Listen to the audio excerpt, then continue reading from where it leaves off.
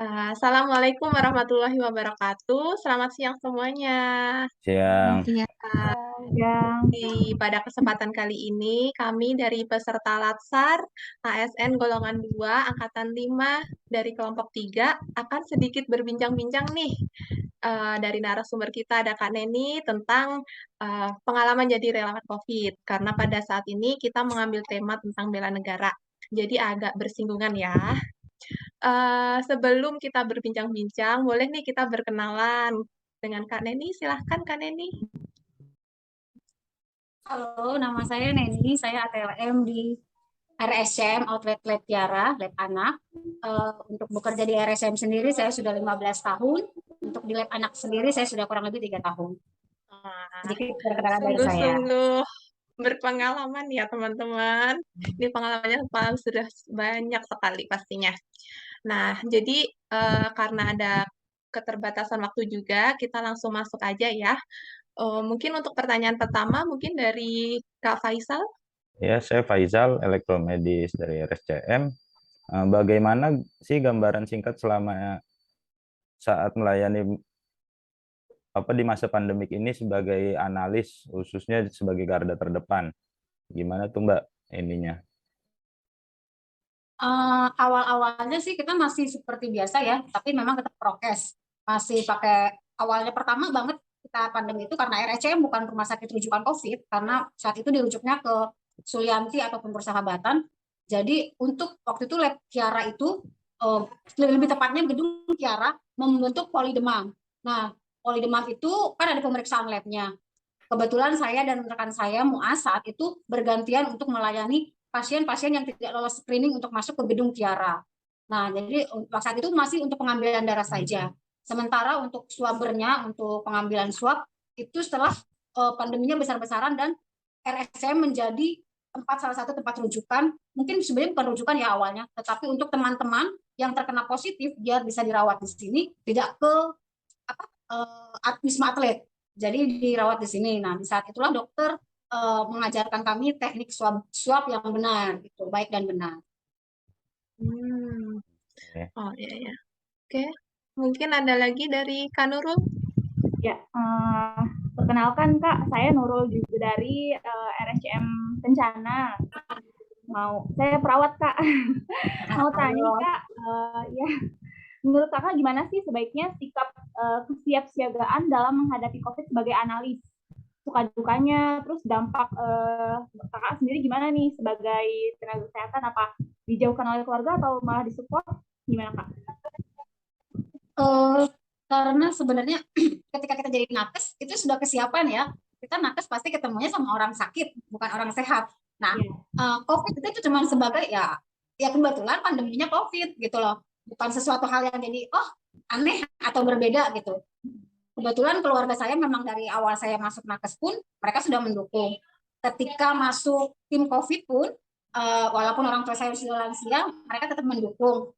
Ya paling saya jaga diri dan saya tetap prokes. Seperti misalnya setelah selesai bertugas di COVID, saya harus mandi bersih dari rumah sakit. Jadi saya selalu bawa baju ganti. Jadi saya pulang ke rumah sudah bersih. Sukanya mungkin karena dapat uang COVID kali ya, walaupun bayarannya lama. Terus tambah pengetahuan karena kita kan nggak punya ilmu swabber ya. Nah, Ya. swabber ilmu swab itu, nah kita dapat ilmu itu, kita dibekali ilmu itu, jadi kita tahu tentang swab yang baik dan benar ya. Mungkin walaupun kadang-kadang kita suka dibanding-bandingin ya sampai saat ini. Saya swab di rumah sakit ini, di klinik ini nggak begini, kok di sini kok sakit gitu misalnya. Padahal kita mempraktekkan sesuai dengan SOP dan tata cara yang diajarkan oleh dokter-dokter yang sudah jauh lebih berpengalaman dan tahu anatomi tubuh manusia hidungnya gitu bagaimana. Mungkin itu sih. Oh, oke oke. Lanjut mungkin dari Kak Yanuar. Oh ya, perkenalkan saya Yanuar Kak. Saya juga dari Halo. RSCM, saya rekam medis. Ya, Kak mungkin bisa dikasih tahu nih buat kita-kita nih para ASN baru pesan mungkin untuk kita buat menghadapi tantangan pandemi ini yang mungkin kan juga bisa meningkat kapan aja ya. Mungkin kayak dari persiapan kita biar badan tetap stamina. Mungkin juga nanti selain yang nonton ini kan nggak cuma nakes, jadi bisa kita berbagi sharing lah pada teman-teman semua gitu. apa ya? Mungkin masih sama lah seperti yang kebanyakan orang bilang, tetap prokes, tetap jaga jarak, apa menghindari berkumpul, berkerumun. Mungkin intinya sih itu. Tapi balik lagi ke kebersihan diri kita sendiri sih. Kalau menurut saya pribadi lebih ke kitanya. Kalau kita mampu menjaga diri, mungkin untuk di sini teman-teman mungkin udah ada yang positif. Saya sudah pernah nih. Hal itu COVID tidak terhindarkan, tetapi kalau kita sudah vaksin, yakin pasti kita baik-baik saja. Anggap aja lagi flu biasa. Itulah kalau seandainya terkena gitu. Tapi pokoknya semangat dimanapun ditempatkannya, mau saat itu untuk tim COVID-nya, mau untuk tim yang bagian yang lain yang non infeksius, saya rasa kita sebagai ASN tetap harus semangat, harus tetap menjaga diri, melindungi diri, nggak boleh pilih-pilih tempat kan kalau ASN, harus terima dimanapun ditempatkan. Jadi lebih balik ke diri kita sendiri, yang penting jaga kesehatan kitanya aja dulu. Saya rasa seperti itu. Ya. Balik lagi ke kitanya ya, jadi harus proteksi diri, sehat-sehat. Karena kalau lihat dari Kak Nen ini kan sangat-sangat fit gitu loh, semangat terus, ya kan? Dan selalu happy ya Kak, harus Iya, selalu happy. Iya, naikin imun. Katanya kan kalau kita happy, penyakit jauh. Iya, betul. Benar-benar Mbak. Ya, mungkin terakhir dari Kak Kansa. Iya, perkenalkan nama saya Kansa Mbak. Saya radiografer dari RSCM juga. Nah, saya mau nanya nih, bagaimana cara agar tetap semangat saat menjadi volunteer COVID-19? Dan saya juga mau tanya, tantangan atau kendala apa aja yang dihadapi pada saat menjadi volunteer COVID-19? Terima kasih. Balik lagi ke niat awal ya.